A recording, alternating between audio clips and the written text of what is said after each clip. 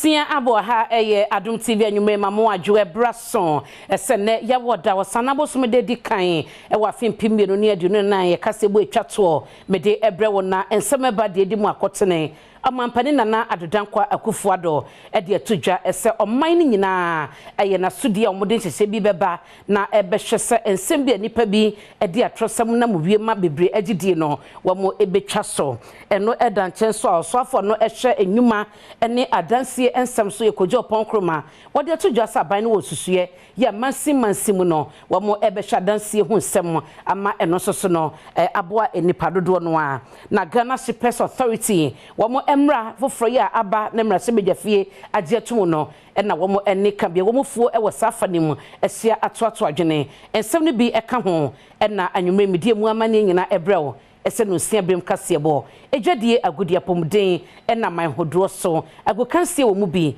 medine nyina ebrew edin amegye so ene abena pokoa wennie mamu adwobiem DSTV eye channel 280 na Go TV eye channel 119 adomonline.com sabno diaka ye de gu hon ma bekọ kenkan e de amame na so ko Facebook eye Adom TV Extra ya no follow yan YouTube eye Adom TV me basisia asie anwumre ewo mampon ye no ewo Asante Mantemu na ye nyina ewo nintin na school fo nkwada ewo ho sore ahomache no nan ne nyina ene se enso sam ewo mpotem ho no ano den okokra wonya bi na enam so ama eha nkwada na disua ene wo mudada edwumadie eye kura obepiemu ewo Asante Mampon abato mpesua so a agidi ye papapa erekame ayese womsua wonom ewo mpatam ho enkoye eno kwa da nchen emofra wonmo eba besensuo dodo na aye sukufo eno Adom kase ni won twetwe nkomodi nsem sei atudwa Aicho eya ikosko ye late pa ebonso oba by this time na pipa o ma wunye binsa enso unko school oba anu pana omra school na mabo ebonso omra no na ebie nipa wo oba twen sa unko fio enu tama onye aduana ade aso eno achiri asambre ma won patam ho achiri mu a kofo garomi na akoye ade baako a wonum edibu nsuo se woni bi ewo krom ha no anele fire se ensuo a obenom ede ahwe wabusuafo no unya bi kura one Adom kase ya twetwe nkomo ekire di nti a ohawe won wo ensuo de ho wode pa ade ha adwentiti ne school fo nkwada basic school peoples ene emma titiru basic school peoples na ahomache a ombe sore yakọ omuntimi ndanwe no makotena nsuo mu epenso wa akọ homu sere se woka se wo just 1 gallon kra na how long it takes you medro a wudi ansa na wanya ebi e de aba na se wonya obi nso a wani eden a emre bi akọ a na omabu afa so nti nkra no kwa omunya bi e na omo de abantem ombeba no nso no bebre nam so omo ndanwe nti obeba no no abre okoskuru nso so a ontimi entena ho nche na otonko wo kira de a enka ntirim nti enfie nso aya asem sika akro benya nso no omo san de kọ de om pese wo akotena nso mu ahomache no akoche wo ho no e wo so ope gallon no ma abobo ya no nso de komampo ana abosofo neska no omo san de kọ tonsu eba kakaku abrante amanebo Asante Mantem etoda bia ya na wodna wo social media ene miemia ahodoa ensem ne bi ya na ya trosem sa ena mpanyifo esusu na so etumedia himu ama wanhwe ya bekosia afa no se eye nokre sa amane ya enimu abi mode nam eno mampane akufuado apa dwumadie bi ho ntoma eyo man nyina sudie ya wode ebeko tiasa ne oma no Ghana Report Summit Asante Daso dealing with misinformation and disinformation in election 2024 Ekoso and Ghana Mampanyi na Nadanko Akufuado editudwa se National Action Plan B ewo hono mu a odi bedi dwuma sabayi a ensem anya nokre ene de eye nokre nso wonka ne yie nyina no eto ebetwa san hyehye ye wogidi se beboa ama ensem bi ya na nipadodo na ekachia no atenetene no Ghana Mampanyi na Nadanko Akufuado nkasa ye mu no wo kire se I'm pleased to announce the government is in the process of putting in place a national action plan to combat misinformation and disinformation. This comprehensive plan, currently before Cabinet for its consideration and action, outlines strategic steps to address the spread of false information. The action plan aims to defend our democratic processes,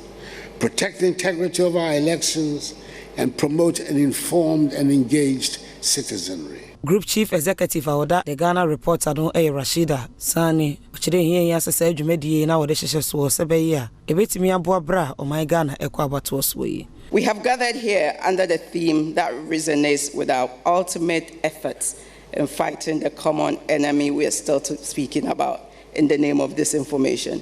No democracy, we all believe, will thrive without information. And indeed, no democracy would equally thrive in the case of disinformation operations, misinformation, and fake news. National Security Minister Albert Kandapa Chiresa Manyofo nyina enkamum sebeya disinformation and misinformation nyina to betwa ewo omeyi emu can also serve as a catalyst to weaken Ghana's defenses against threats like terrorism and violent extremism that are fast spreading from the Sahel region to coastal West African states. Na oswafo don ehwe adansie ehonsem ene enyuma wono aso na yemra se bedwani a owo ofuase ayire bia paton pestia so kojo ponkroma ede atudwa esaban no ewo susue ge entebia wo mo ebesase na mansi munyina no mape adansie ho asemaka se de be na nipa dodo a edanya no wo hanpo ede no wo mo hunyina ebe han wo Ebano densie ene baby omanfo tena de Ghana fo ehia pa betimi aboa wo mo eye opepe ba ko chiripo enwotwe ichwe se Ghana fo be se opepe nso chiripo mienu ena han dan etimu o musa aban bi aba opese wotimi eboa na esotie nanso akwansidie bebre ewo ho senti enei so afa ohwe densie ene nyuma so kojo ponkroma ekasa wa fimpinu ne adunu na Buzia Institute lecture se ene odi tu just not possible me, but I'm going to say about the fee district housing program. As it said, Dr. Buzia Mufia Siero. To say, projects will go and Kumasi Taprabe, and here because urbanization is almost about half of your population. But the point districts, so I also need to be pretty soon. I will. Here's a because it's a tiny district. No more buying a transform some of the district in Korea, baby at now. Rashibi Jenu Jemo Manfo Takrade, any atoye mante muswafo kabno chedako ebekasa wujumedi enu asia. Ono so edisa ansemi etuja. We ought to eulogize the legacy of late Dr. Kofi Abrefa-Busia. We are celebrating a legend today. He believed in the potential of rural areas and rural people,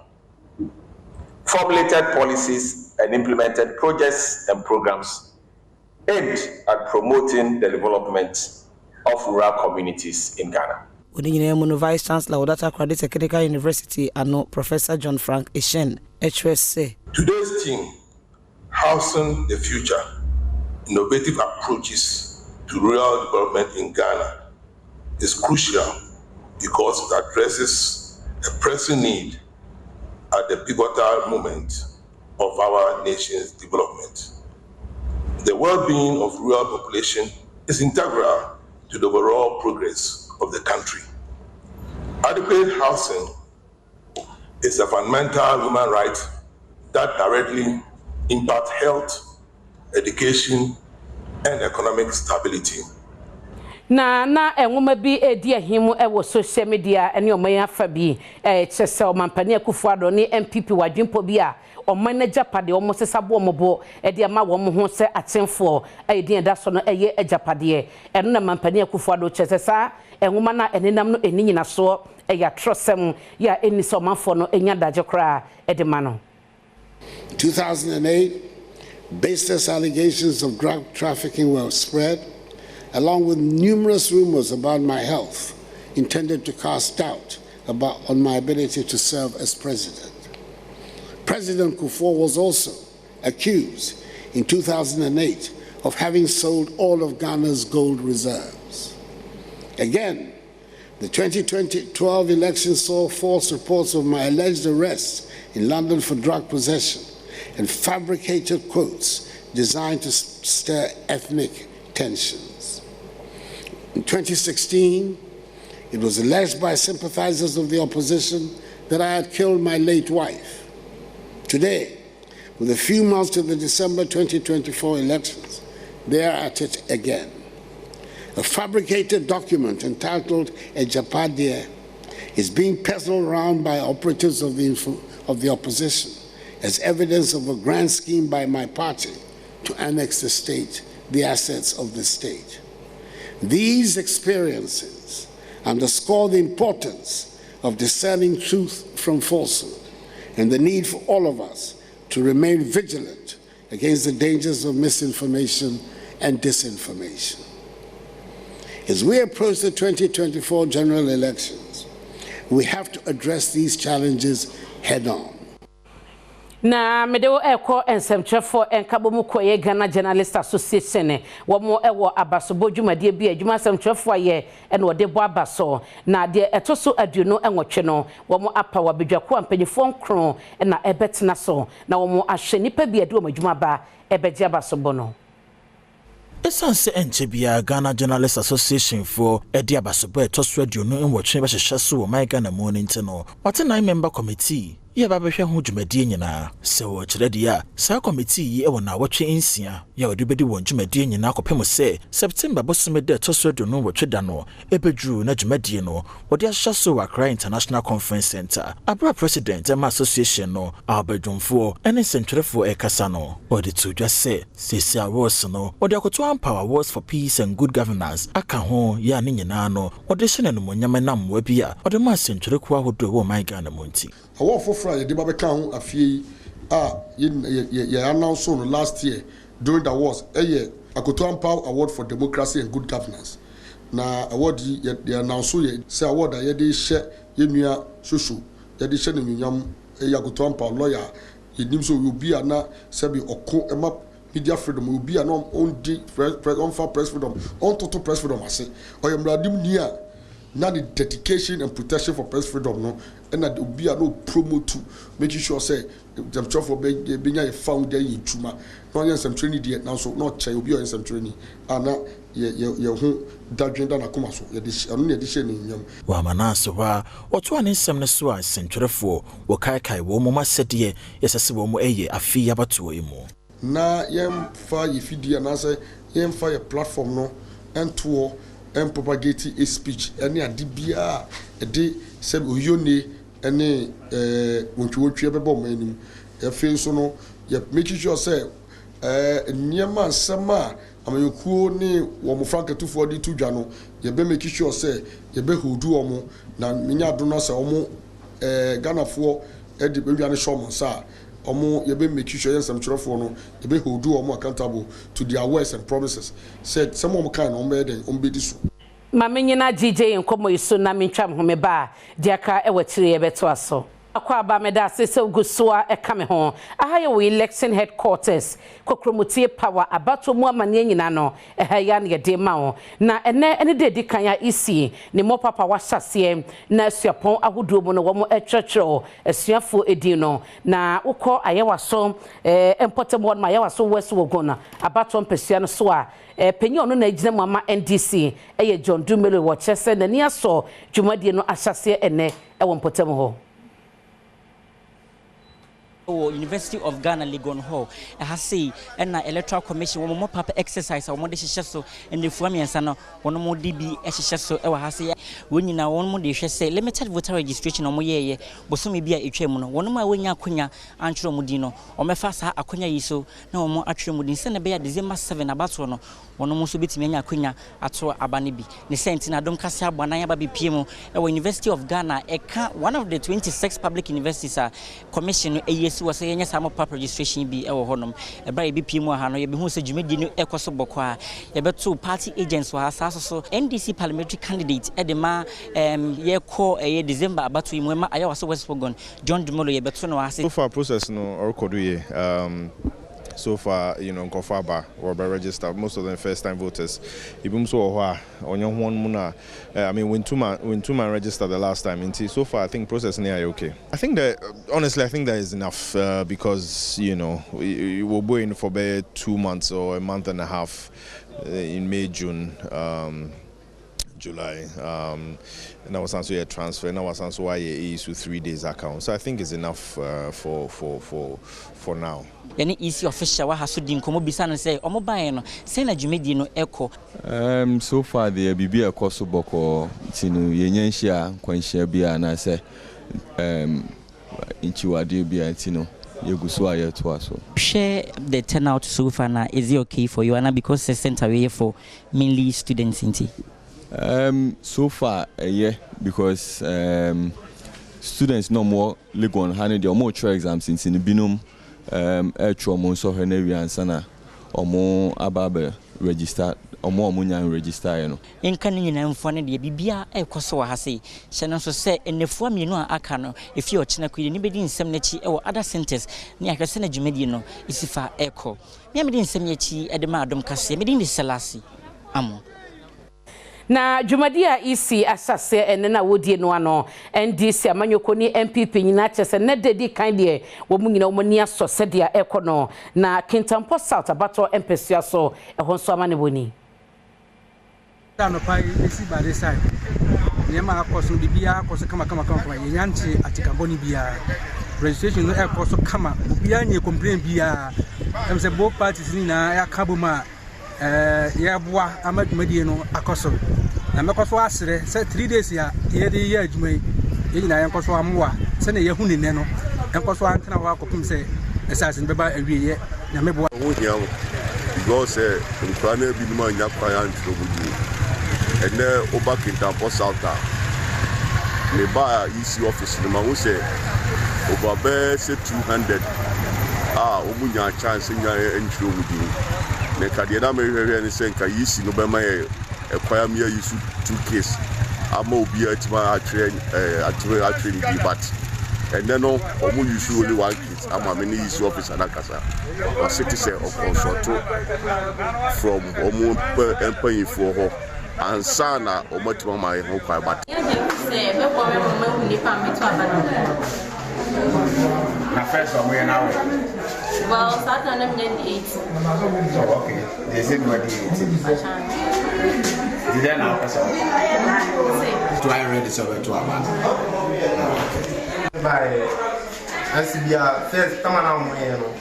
na this I dey ko ba say ko by na mamemfa wo Kintampo South na yenko ejura secheduma se emrase bedwani ho mo eye Mohammed Brahma Bawa watonkra ede ama MPP amanyoko na musini a wone no esisa kan na wabaton pesua no so no esise opempi edi pa de a onpe ba befoforo fo na nichire esa se yes ejura secheduma se ho no wasi nkete so obaye dwumaden adwuma no so ya sasiti no wosan age na fiwe mu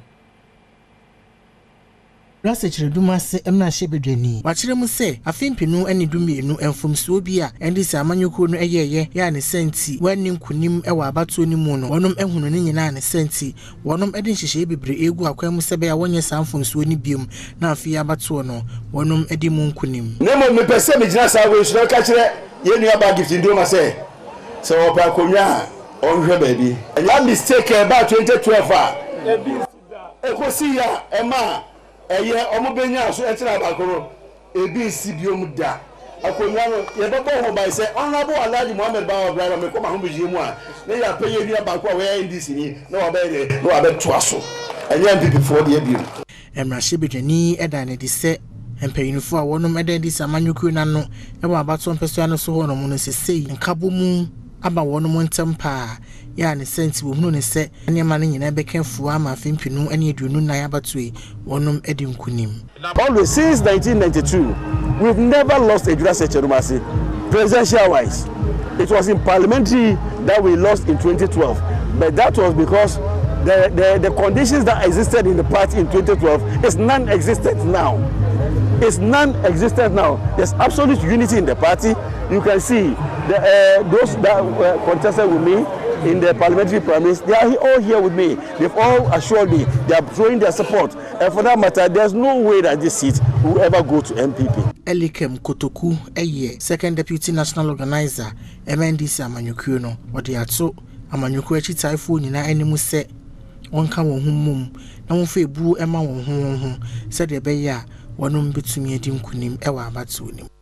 yetumi tolerate ye ho a ye be hu se oh minu e wo hai se otia me nan so kra e se me tia se ejuma na ye no enu nti na wo tia me nan so ebia o sheda ebia so wan sheda na se wa sheda kra po na ni ye nti na wa ye den o tia me Eko asoye ya womo ehwe apomudi ensem so mampane akufuado ese Ghana for boss masibia ebenya ayarsabia ano ne agenda 111 no na wochesa fin kwa na wiye no na ban no asi emu aduonu nwotwe awie ya ebehase adijuma Eswafo a ohwe apomuden ho nsem so e wo memu wadane de se agenda 111 project bia ni hono mu a wawie wo mu se kane na kayaresabia no wo ha eni du baako ena no wo sie nanso sese wono mayen sesaye wo mu a wade psychiatric hospitals mienu ene national psychiatric hospital baako aka ho a ne senti dodo no akoye 114 panyini e de sansem ntudwa wo bra wo ko assurances committee no anim e wo mrahye bedwam. Fortunately for those we've actually categorized them as we speak into 3 bands. Band A are those that are 65% and above. Band B are between 65 and about 40%, whereas those lower, like this one, are in Band C. Meaning that those in Band A, about 28 or so facilities, are likely to see the light of day probably even before the end of this year. Samuel Okujito ablakwa eye dwemtenani a woda assurances committee no ano obisa soafo ne se anyinambia afutu a wonom edema mampanyini no na enya na esanse botaye si wonom wani so se wala besisa ayaresabia dodo no esododo yanka wobetumi esikakra bi na wawie ne ntam. On the management of COVID. So you were one of the policy advisors of the president. Didn't you take all of this into consideration before advising the president to announce to the nation that within 1 year, by April 2021, all these hospitals will be ready and operational? Na sansem bisano anu yesi ena Dr. Bernardo Kuboy edmai. I always like to push leaders to take on a big task and end up delivering, even if it's 50% or 80%, than to let them be comfortable and take on a very small task and be quick to start rejoicing because they finished it so early. Mejina so na matwa me ho me badia ka e wachire e beto aso. Mame mu akwa ba edin ameje so ene abena pokoa ahwenne president e wo homa ya bribia nwumre wadidi awia ye obibia wi awokoda ne wachu sen anopa so sori ne wachu sen prenu dakro president ejina mu amayen esiesie wanum eyi anumunka ena esanso ebo akakakra ne wo so a etu ase edema wo ya no wahwe so na the president ahodo ni nyina bi achu sen na apomuden ensem no mede ekokwa aduamoa atadwe kro me ho ena afutu akwamo manfo won potem wonum no ese anya hwekra na fibia no wo so tumi kwa yare sabia na ukohye wode se de beye na woni no enkonkofa wo ha bia wo tena bi no ede ni fra ebeba wo so. Dr. Nasif Mohammed Ghana Health Service Headquarters I Department na wode ato omanfo ko aduamoa enim se brane no woma wona nyentitia no nkonkohye woni afibia utimi ko ba akokora eboa ema wo hunu yare bia ewo wani no eho nti nipa bia ehu behia se at least 1 year obakokwohwe wani ofa ye ba ha sei ye hu conditions bebre for peninfo pa no ye hu se bebre na wo cataract ena de ehu ne se cataract eno anite etena omo no ye hu se bebre na omadwen ye omo se eteno a ye omo na ebi mu dia call hospital me aka cho omo se nka be horo tene fi omo ni so na mebre na omadwen omo se omo koye a bibi be ye omo nti ye spend time echechi omo cho omo enu echi na ya wankoma echampon rempe hino woko wadua moa chemu se ni yade dodo na ejina ensu a omanfo nom ewo nkurase awodo sent obi bia ema nani ena wo ewo ensu a wode horo nanim anase wonom ehu first pan ni ensu ye me okrumu me bakwa ma ye konum subri sese nsuo ni nyina se cause yare bebre ani no efi nsuo mu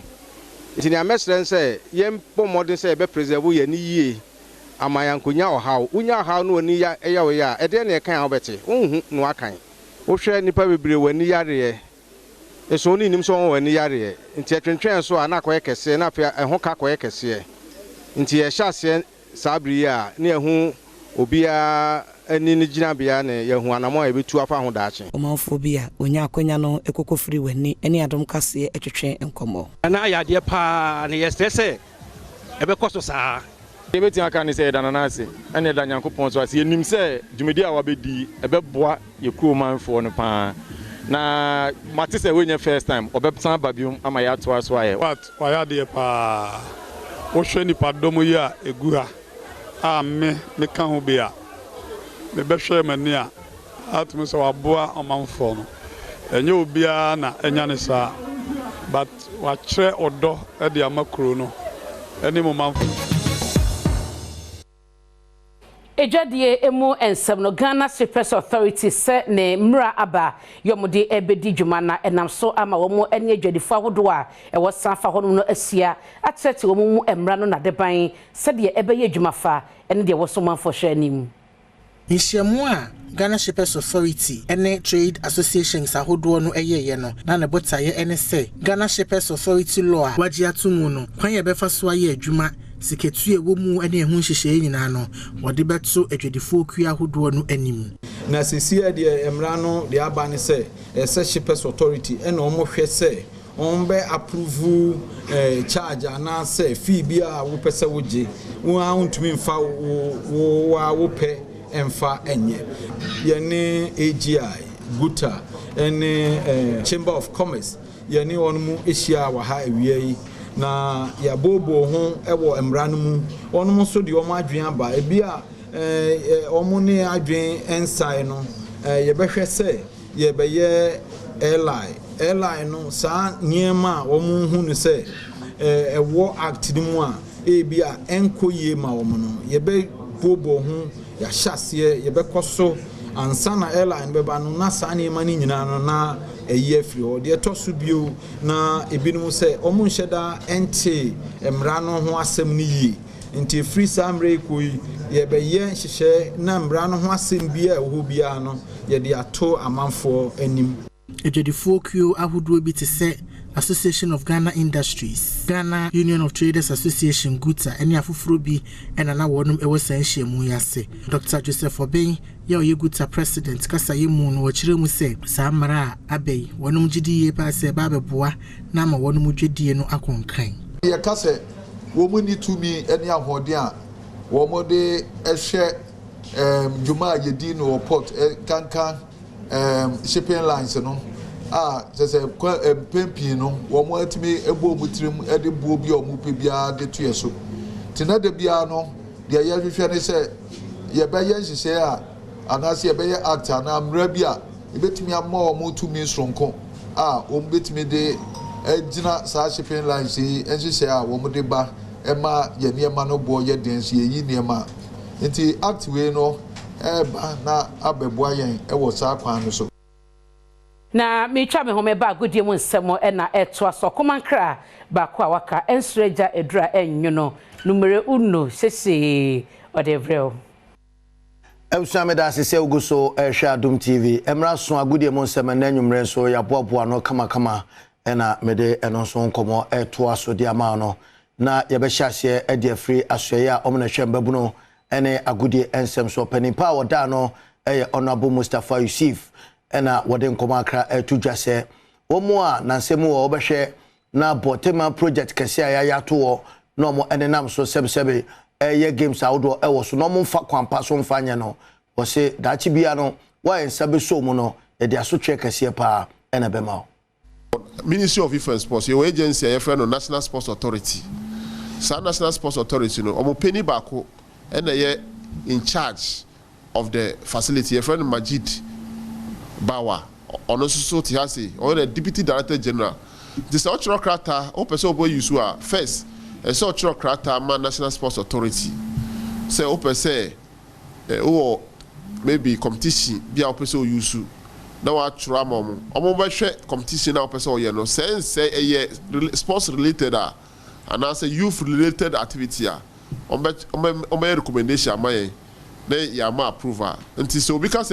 din say obe use na chere say bia onim kwan a obefa so obenya anya say din ye officer ye open door policy who need the appointment bia ansa wa ba ha ma National Sports Authority so sa need the appointment be answer alcohol until a public office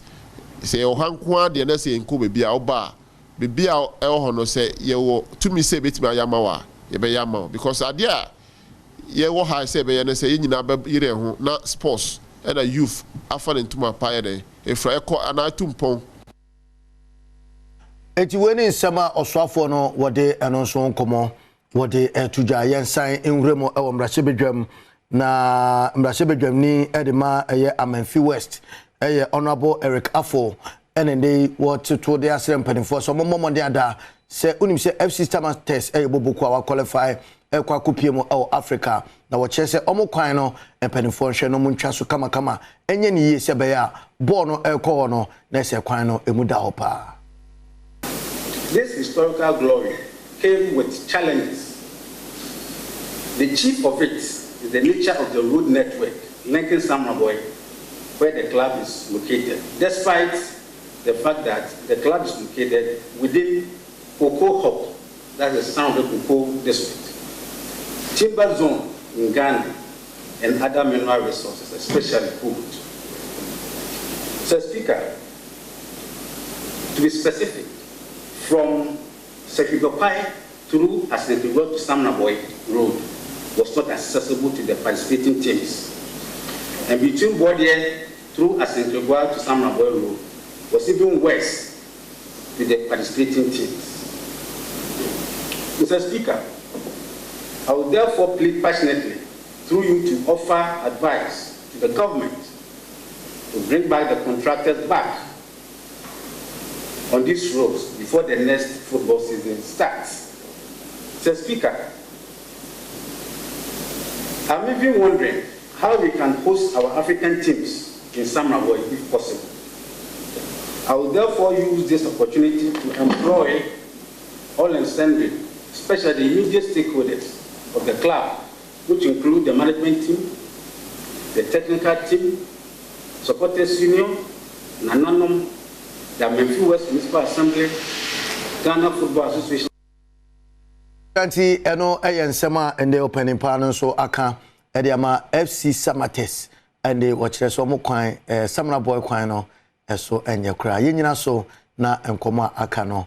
sister part abena pokria ahwene onfa de aka so nto asoma within the Cobblestone okumankra bako amaka ensuroja adura enyo no numero 1 sheshe so ema wana ene ekoye anigisebo nko ase epomu a empanyifo etumu se beye na enam na wo nyanyem betumi awowo no masiadore no wo akwakobie ama nei no afarefo ani agiye pa. I extend my heartfelt gratitude to everyone who has played a role in making the 2024 closed fishing season a success. Your hard work and dedication have laid the foundation for prosperous fishing season ahead. Let us move forward with a renewed sense of responsibility and dedication to conserving our precious marine resources. May this season bring abundant catches and prosperity in the fisheries and aquaculture sector. On this note, I officially declare the opening of the sea for fishing by the artisanal and inshore fleets. God bless us all. God bless us, the fisheries sector. God bless Ghana. Thank you so much. And I really appreciate your support. Mami outene kan eyon munyafo mevisa wakumsi wono na yeso afọ no ehwe efa wo mo hwe nsuo ni ensumnam eso ne FAO na ekabo mo country director na ekabo mo wodi sajuma no na eno ti no ukomrase bedwafi a emrase bedwafo bi yewura samjo de di wo manim ya wo mo eko etia oba ne oba na bema ne bema na ne o maware no boabo mo ho abaye o ye kira no odin e de etia chief justice se wo mayimu. Emrashibijafo a wano ampenimu ewo anti-LGBTQI+ bill a wopese ampanyini agitum ewo mrashibijafie ekira osanabo so de to so adunu baako wobeyo ye kire etia Ghana temuafo panyini senti a woye sa ye kire ene se amya ye se emre wo so de koto ampanyini enim no wotwentwe ne nase ewo ho Lee sponsor oda anti-LGBTQI+ bill yi ano eye Samuel Nate George woni Adom kuma ne mpanyinfo bi eko National Chief Imam ene acting president oda Osu Traditional Council en Asia ode koto wani so be hwa masumdue aba ewo oyekire emu. When Parliament passed the bill, it ought to go to the President for his approval. Since 28th of February, it's been one story after another. Now what we hear is that there's a court case. We said, okay, fine. Let's wait for the courts to rule on the case. The courts fixed 17th of July for the case, the injunction against Parliament. On the 17th of July, when we went to court, the Chief Justice now says that she's pushed the case towards the end of the year and she wants to hear the whole case, which can even go into next year, before she even rules on the injunction. Meaning that till that is done, we can't have any headway with this bill that is law. And watching an mindful be editor Ghana Mampagina na Adom Kufuor him say, Omodina say, Obaji bill yi atumu, no more bulenfo, acting president of the Osu Traditional Council, no, or the Sanse Mutuja. E kenini awo nshake, e jini ni, wani hini wulu, ye Ghana, alo Africa shpono, ni Adom nshake nu, e jakeshi, kwa fi ne ye, die gbeken vioni, afole ne eche, ina, afi nyoma banyo ni chon akeshi eleje nsane ni lenche je shiani ayolumo eje aketa aseno keje president ba ye kwe e mo ke iliko mi ake e ba ye manche no acho le Nana Akufo-Addo e o mi npale fai npale gbele fai ekwe ni na ngbosumo ni ekwe na akeka ba woman. Na aniji se mono musician Union of Ghana eye musica womo ekandifo na eye Besa Simon na wodi atonyo tofobia womo fie kwa anim ni so mo nyina meka ekoni ho sanse faso bebre no a ene wo ma wom. Besa Simon echemu a sabra adwomtofo ebo nkokora ne mrewa no ko ahomegiemu a osirese skedi no eto ba betwa esanse ekoyi atefoto bi a obeyensi achi ba bi ede epia wo mo ebra wo kasa ewo enhiemu a wo ye yase ana ode hye adwomturi a wonya ne baby kroto medallion ani di ankasa ye Beneza Thomas Samakulu enmonyam ene wode sansemi etudwa aged musicians welfare fund eba music na eye penyina enjoy or you free. If you are from 60 and above, you don't pay dues. You just join Musica, and Musica will support you in so many ways. There were also group life insurance. At the hospital, they will support you with your hospital bills. At the watchers, they will support you with your medication. And Sasembito, into Mumbo Music, Bioma, they will support you with 50 million. You know, and a loose Wuba. A loose spouse, we are a whooping, and then one can say, Fima, your benefit more. And if it's music, and Casacasa, you're paying, na BBO, na a Kayanwa. Aged musicians welfare fund, and Oborio. Why oppression piano music, piano fan wumbo music. And which Papa ye ne Obon Hudra, Ede Kainui, ne Babema or KBB Groups, living legend, Jerry Henson Jr., Chresse. And I Kaito medallion. I be to say we keeping by music way. I mean it's I'm a kind of more. I'm here share away no.